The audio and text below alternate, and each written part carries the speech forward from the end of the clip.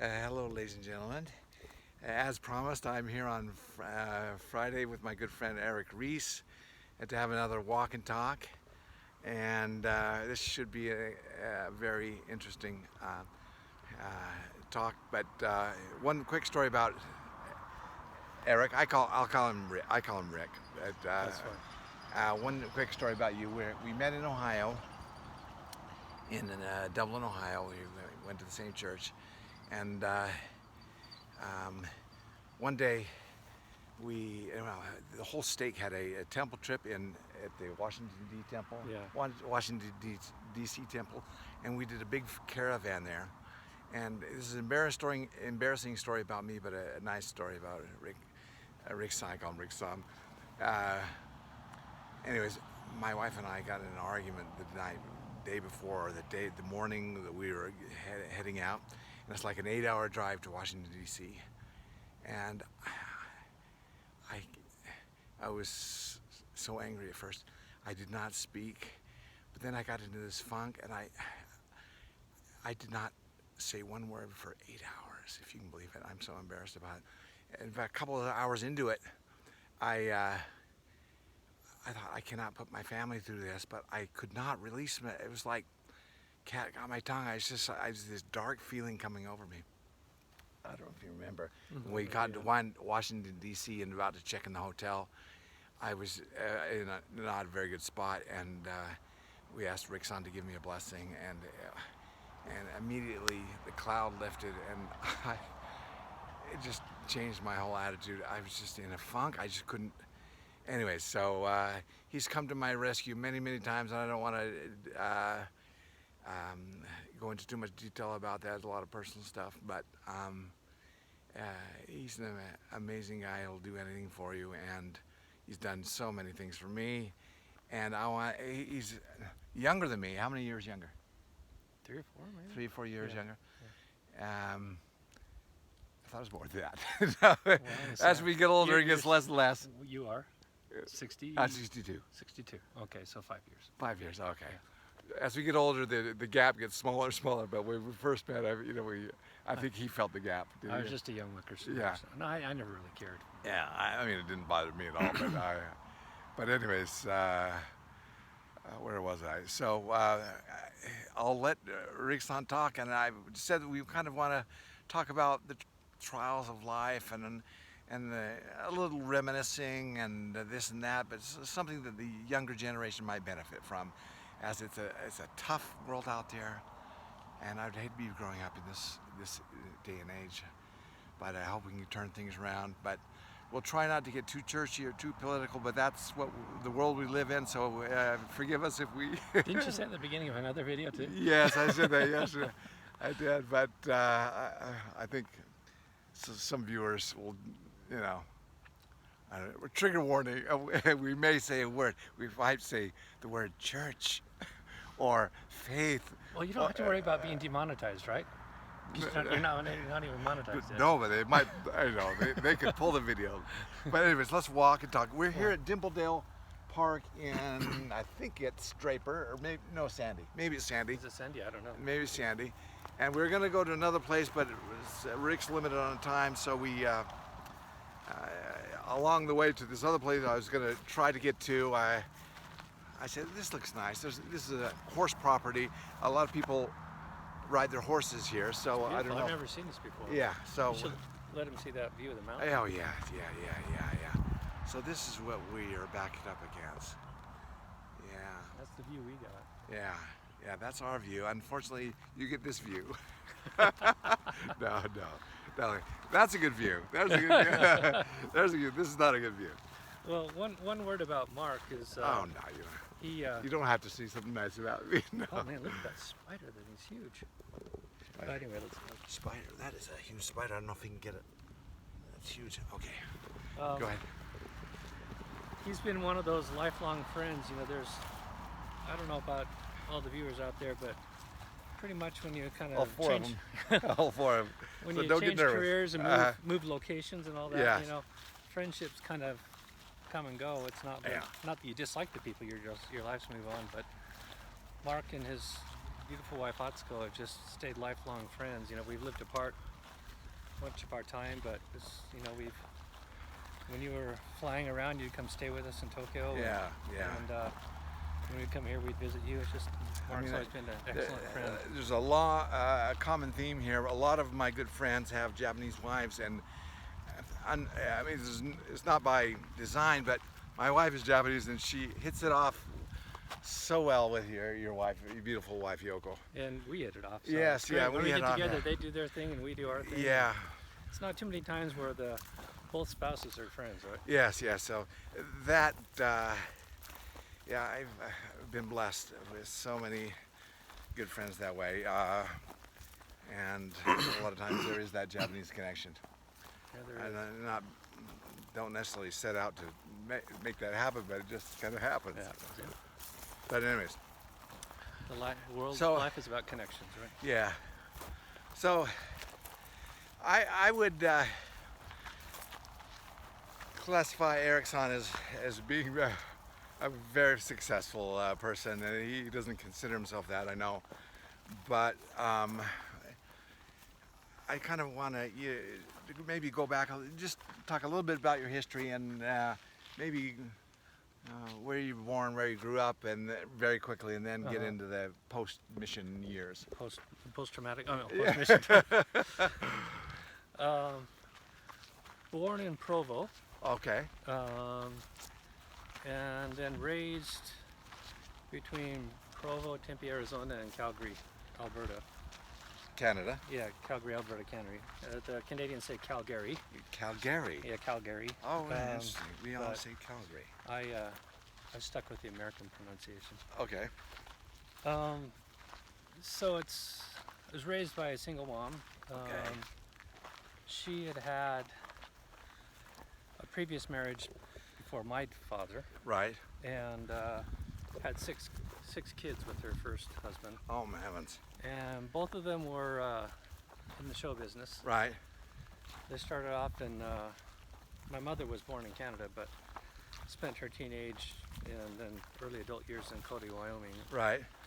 and was a singer, a dancer, a piano player, and met her first husband, and they fell in love, and he was a performer, and so they had like their own radio show and everything else. Oh, my land. Moved to California and continued on in show business. A lot of these things I've never knew, so this is news to me. Thank you. Keep going. So yeah, so she and her first husband had all six of my brothers and sisters that I grew up with. Right. In California while they were in show business. Oh, you got lost in the light. So yeah, there are all these weeds here. So Okay, sorry. I'll walk behind you a little bit. Okay. Who was that? Who was that guy that did the variety show where the Osmonds were discovered? What was that guy's name? That used to have all those talents on. Not the guy with the Swedish accent. Oh, gee. Lawrence Welk. Not Lawrence No, Welk. Lawrence Welk is a performer. Uh, Oh, it doesn't matter anyway. Okay. In their private lives, they were friends with this guy. And anyway, the marriage failed. right. She ended up with 6 kids, and Oh, my land. being a performer and all that didn't really bode well to raising 6 kids, and having been raised in the LDS church, she wanted to still Raise your kids raise in her the church. kids in that way, Uh-huh. and sticking with performing wouldn't allow that. Yeah, not the lifestyle conducive to that. Yeah, so she moved back to Utah to start going to BYU and getting an education, because she had received, she'd gone to special music schools and performing schools, but had never really, after high school, gotten any kind of non-performing education. Right, right, She'd had some time in Chicago and all that right. as a young teen, going to some music schools there. But so she moved to Provo, started enrolled in BYU, and it's kind of getting long on my mother, but anyway, Yeah. she got matched up with my father, who was a chemist. Somebody lined them up. Yeah, so he was a chemist and engineer who turned into a patent lawyer with Texaco. Okay. And so, I guess the long introduction is, He had 3 kids. She had 6. So the kind of a Brady Bunch situation. Yeah, and his wife had been quite sick for a lot of their marriage. Ended up dying of that. So he was a widower with 3 kids and a career, and needed someone who would, stay home and could manage a household. Right. She had come out of a marriage where, with. Should we hop in there, or Sure. or? This is a nice wide path. Okay. All right. Let's stick with it. See where it It's goes. easy to walk on. Okay. And she had come from the topsy-turvy world of show business California and was looking for a steady relationship. And so I Right. think they both saw in each other the potential of what they were missing. But after 18 There's a lot months, of horse dung around here, so. a lot of horse bucky. Yeah, horse buggy. But after 18 months, the marriage failed, and Okay. I was the result of it. Okay. So you're raised by that single mother. Yeah, so she, the divorce happened before I was born. It was completed before I was born. So Okay. not long after the divorce was done, they came to Provo, and I was born in the Utah Valley Hospital. Okay. But then, how did you end up in Canada? So she finished her bachelor's and master's degree at BYU. Right. Taught after she got her bachelor's done, she taught music at a public junior high school while I was, still preschool. Right. And Oh, we got some sidewalk here. more or less, she was not around. So it was You being raised by your older by siblings. my older siblings. To me, it seemed kind of like, looking back on it, it's kind of a Lord of the Flies situation. Ah. A lot of kids who'd come out of 2 busted marriages with a lot of parent and attachment issues, just trying to make it work. My mom would come home just bone tired, and then get back, get right into studying, and I don't think she slept many nights. But so the Calgary thing is, after she got her PhD work done, she was looking for a university to teach at. Right. And since she was originally Canadian, she applied to some universities in Canada, and the University of Calgary is what offered her a job. Right. So we're skipping some things there, but Okay. I moved to Arizona and back. So when I was 12, we moved up to Calgary, and then I finished my teen years Ah. between there and Utah. Okay. I didn't do very well in public school. Right. And especially in the Canadian schools, they were they progressed More farther advanced. along, a lot more advanced than the U.S. ones. And so, Right. You actually had to work.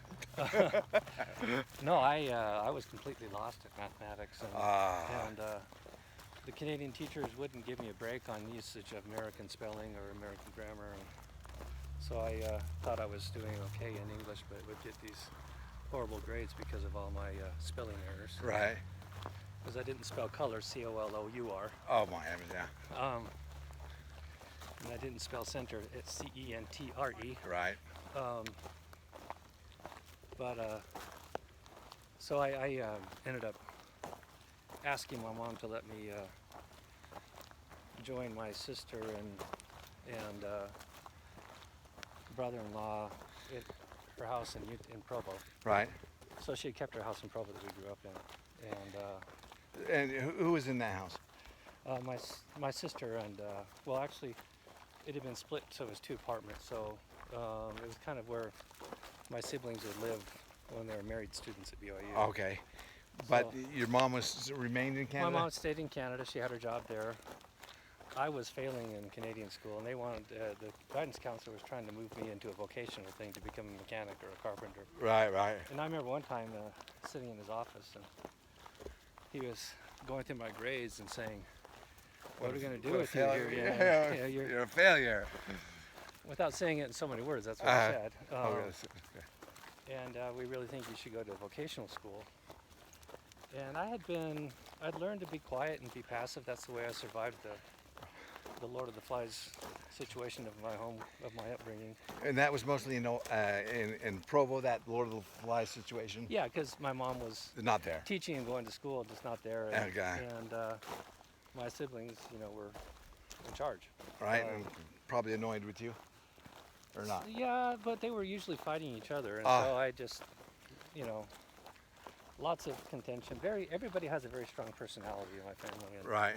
and so somebody was always striving for dominance and control, and so there was just always a lot of. But I wouldn't put you in that category. Well, Fun. in my own passive aggressive way, but my closest sibling was 6 years older than me, Oh, okay, same with me. and so Same there thing. was no competition really. Okay. So I just learned that if I Stay stay out of quiet. the way and stay quiet, that Right. things would go well. And it's kind of the way I played it in school as well. But this guidance counselor was doing this, and I remember just this, not only anger, just this kind of power well up in me that I didn't really. What, towards him or experience. towards Yeah, who? towards him. Uh-huh. And I remember I just looked him straight in the eyes and kind of pointed my finger at him and said, "My mother's a professor, my dad's a chemist and a lawyer. Uh-huh. I'm not stupid. I'm going to college." Oh, man. At what age? I don't know, I was probably 15. Oh, wow. And the guy was dumbfounded. He just leaned back to his chair and he said, "Okay, I don't know how you're going to do it, but okay." Uh-huh. And Right or left? I don't care. You look, just keep. We always had the sun at our back there. Well, all right. We're gonna. Okay. Well, I'll Closer keep to you. this way? Yeah, let's try that Okay. right there. So, Continue. so based on that, then I talked it through with my mom. I would spend half the summers with my dad. He lived in Houston. Right. So I talked it over with my mom and my dad, because my dad was very, very particular about making sure that he paid for my upbringing, that he. Right. I'm sorry. I'm gonna get on this Yeah. side. I get the lighting. So, part of the divorce is, since I was already known to be coming, was that he would, pay for a good portion of my upbringing, but he was adamant that he do that. Right. Right. Just a very, very man that I Respect. love and respect Immensely. immensely. So, I needed to talk to him because he was adamant that he be involved in these types of things, and not in a contentious way. My mother welcomed it. Right. But so anyway, talking over with them, Right. it worked out. My sister said that it was okay, so I moved in with my sister and brother-in-law, and finished the last 2.5 years of high school down here in Utah. And how did that change your environment? Was that a good move, or how? Academically, it was a good move because the U.S. schools were a little less intense. Right. All of a sudden, I was getting A's in English because I Right. could use American spellings. Right. I still struggled with math because going to Arizona, then back to Utah, then up to Calgary, and then there were so many holes in my mathematical education that I still really struggled with that Oh my heavens. all the way through into university. So when did but- when did you take off your? When did you feel like I got this, or you academically feel confident, or because I mean it's like you have an understanding. I'm sorry, I'm Okay. jump around trying to find out good lighting. Good lighting. Uh, I'm gonna find a good but like when it comes to like Japanese history or things like that, I can't remember all the different names, and it sticks in your I mean that thing, you've got a knack for. You got a great memory and Well, all facts and I grew up. history and I grew up comparing myself to my siblings, who are strong personalities, all very intelligent, right. all straight A students, and giving myself no margin for being 6 to 10 years younger. Right. You had the Yeah. same expectation. Yeah. You wanted to be at their level. And so, until well into my probably middle age, never saw myself as being intelligent. Oh my gosh. I always kind of had this imposter syndrome going on, wondering when I was going to get caught. A complex Yeah. inferiority complex. Just wondering when finally it was going to blow up, that I've been faking it, and Ah, the Peter principle. I've now reached my level of incompetence. that's how I felt after I got my MBA. It's like I didn't learn anything that I could put my finger on in my MBA, but it got me this great job, about doubled my pay, doubled my responsibility, doubled my stress level, Mm-hmm. and I just, That looks like a oh, work yeah. trip, I know a lot about that. What do Yeah. you call it? Syndrome? Imposter syndrome. Imposter syndrome. Yes. Oh, So, I kept having good career opportunities come my way, right.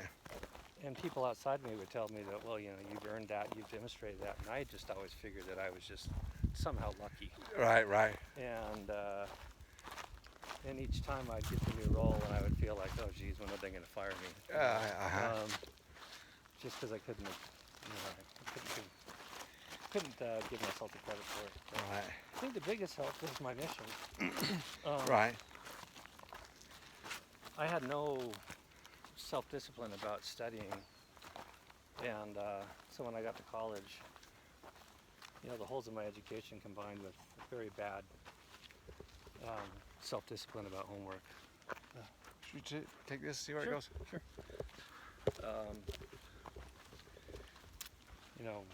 Nearly got kicked out, but went on my mission and learned a lot about God's mercy, learned a lot about accessing the Spirit, not just for bearing your testimony, but for all sorts of things, and that the Lord wants you to be successful in every way. Yes. So when I got back, I had the self-discipline to start assessing what I needed to do. Okay. And I from took- there, what happened? I took college algebra for the third time Oh, well, third time because why? because I failed it the two other times. I mean, outright failed it, or just didn't get a great, Look, good enough grade to? I knew I was going to fail, so I dropped it. Okay. Dropped it twice, and so took it the third time, and finally spent enough effort to figure out that there was a math lab, and if I went to the math lab, people could fill in the gaps, Right. and ended up with a really good grade, and that actually did a tremendous amount to my confidence at that time. It's like, Right. okay, well, maybe if I can apply myself, I'm not so stupid after all. Ah. Uh, Wow. Okay, so you're back from your mission. You graduated from college. What was your first career step, and how did you decide on that? What was your thoughts back then about where you wanted to go? Well, I grew up with severe allergies and asthma, so I was in and out of the hospital all the time. Nearly died a couple of times. And do you want to go up or down? My heart wants to go right. Okay, well, let's go. Let's follow your heart. So I'd grown up thinking that I wanted to be a doctor. Right. And even though I never studied, my mother, Instilled that in you? You're a doctor.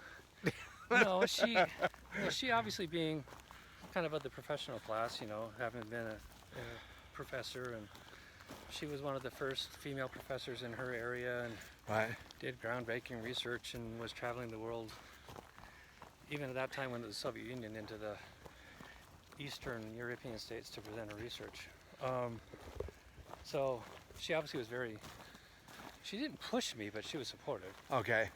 Um, She was since I was intelligent, very intelligent. she was very intelligent, and Okay. since I was a relatively quiet kid, she bought a set of encyclopedias. Okay. Put them in my room, and so I wouldn't study, but I also didn't really putz around. I'd just open up the encyclopedias and read them because I thought they were fascinating. I have a little bit of that in me because I Yeah. remember we had encyclopedia books. I think Yeah. every parent bought them back in that era. Well, I think most encyclopedia salesmen, that was their pitch. You should have Yeah. these here for your kids. And my mom bought Yeah. it, but it worked for me. There was no internet, so Yeah. it was like Yeah. the only access to that knowledge was through encyclopedias, right? And then she knew I was interested in medical stuff, so she bought biology and anatomy books, and I would read those like they were water, and and I was a dry sponge. I just loved it. I'm trying to find the light right now. Bookstores were still a common thing in malls back then, so I would, Oh yes, when yeah. I was, Malls were common back then too. I can't even Yeah. find a mall today hardly. yeah, so in the 70s, so I'd, sometimes when I was what do you call it, going, hanging out in the malls. Cruising, mall Yeah, cruising? mall cruising, yeah. Uh-huh. I'd stop in the bookstore and read anatomy texts and Oh, stuff my like heavens. that, and thought it was awesome. You brainiac, you. No, I thought it was awesome. The big setup is I went to my mission, Right, came back to continue the pre-med classes, right. and it was like a switch had gotten thrown in my brain. Aha. I was To sitting what direction? to no interest. I was sitting in these pre-med classes, whereas before my mission I thought they were fascinating, Right. and then after my mission I was sitting there bored to tears. Meaning your interest changed. Yeah, I had no interest, and I couldn't account for it. I remember sitting in one class But thinking, did you recognize what it changed to? no, Oh, okay. not at all. Because I had been so single-minded. Right. You know, it seems kind of odd because I had such poor academic, history, how I thought I could get into medical school. That aside, I came back from my mission with renewed vigor that I was going to be disciplined and all that. And Right. sitting in histology class and thinking, the study of tissues and how the body responds to things, that's fundamental to medicine. Right. If I've got to go through 10 more years of this, I'm going to be the most miserable person in the world. Ah. I can't do this. You just found it just too boring. It was Not too- that you couldn't assimilate the information. No, it's just too boring. I had no interest in it. I didn't care. Whereas before, I thought these things were fascinating, how the cell structures work, and Right. how the cells work together, and the chemicals that get, they transmit to Communicate, and all that. I thought that was just fascinating, and I was sitting in class thinking, I couldn't care less. So long as it works, why should I care? Right, right. I remember going home thinking, what is wrong? What happened? But you didn't quite know what your interest had changed to. I Interests knew have I knew changed that your- I had gotten bitten by the Japan bug after your mission. after my mission. Well, while I was there, I never felt homesick for a moment when I was on my mission. I think part of that was because I left home when I Same was with me. I left home when I was 15, Right. and I'd kind of grown up with not a really good bond to my mother because she was gone all the time. I got a phone call or something. Hang on. But I think another part of that was I just felt kind of at home when I was in Japan. I couldn't understand the language, and I hated the food at first, but Same with me. I just felt at home. Same with me. And so when I came back, I immediately, enrolled in. I mean, it was traumatic for me to go into the MTC, leave home for the first time, except for scout camp for 2 weeks. The first time I left home at 19. I remember. I think one of the first nights I was so homesick, and I think I was bawling, bawling about something. Not that, well, my mom. I mean, my kids will make fun of that and they'll jump all over this, but it's true. It was like a shock to my system. Yeah. But a couple weeks in there, I lost it. I was okay and fine. I mean, anyways, but when we got to Japan, like you say, it was just like an adventure to me. It's like, this is a whole nother world, and I never once felt like, Yeah. it was a mistake. But anyways, go ahead. So, when I never felt homesick for a moment when I was there. It's not that I didn't have other difficulties on the mission. I just never missed home. Right. Because I felt like I was at home in some way. I had the typical companion issues where some companions, it's like, Oh yeah. geez, I have to spend another day with this guy. Oh my heavens. but- I know what you're talking about. But, so when I got back, I immediately minored in Japanese. Okay. Um, And how but- soon into that did you meet your wife? we met before my mission. Oh. I was a freshman in the singles ward of my stake. She was homestaying with a family, and so we both went to the same YSA, what they call YSA wards now. Back then they just called them singles wards. And so we met in Sunday school, and I was smitten immediately. It's like, Even before you had gone to Japan? yeah, Had you had the mission call? I had the mission call. I hadn't told anybody Uh-huh. in the ward. I hadn't told anybody in the ward. I had a girlfriend that I was very into at that time. Uh-huh. And I saw my wife walk in the door, and it's like choir age angels, like, whoa. It was like And- just a quick story Yeah. with me. I remember not even thinking about Japanese women. I didn't Oh, hardly yeah. even know any. I think there was one in our school. If I looked in the Uh-huh. yearbook, I think there was one Japanese American Yeah. in our, but just not on the radar at all. And then about that time, Shogun was on television. Oh yeah, yeah, yeah. I remember for the first, and just like, Toranaga-sama. I think that was about the time I got my mission Yeah. call. Yeah. So I knew I was going there. I started watching this video, and there was a character or two in there. I thought, oh my I heavens! just remember this. Like, Toranaga-sama. I remember. I can't remember who was in there, but I remember thinking for the first time, oh, there's some beautiful Japanese women. Mm-hmm. And Knowing Hollywood, they probably weren't even Japanese. oh, right, but it was I don't know. It just kind of set me Are up. we gonna for- be able to find our way back to the car? We just Oh, don't let's see. want- How I'm can you just see how many teasing. times if we just go backwards? We're Huh? about how many minutes into it? 31 minutes into it. Time flies when you're having Time, it. yeah. Okay, should we head back to the Yeah, car? maybe it's just yeah. Yeah, So anyway, I guess we better. you're on an extended We haven't even answered your lunch first break. question. So anyway, so to answer your question, yes, we met before I went into the MTC. Not long after I got in the MTC, she got a job there. Right, right.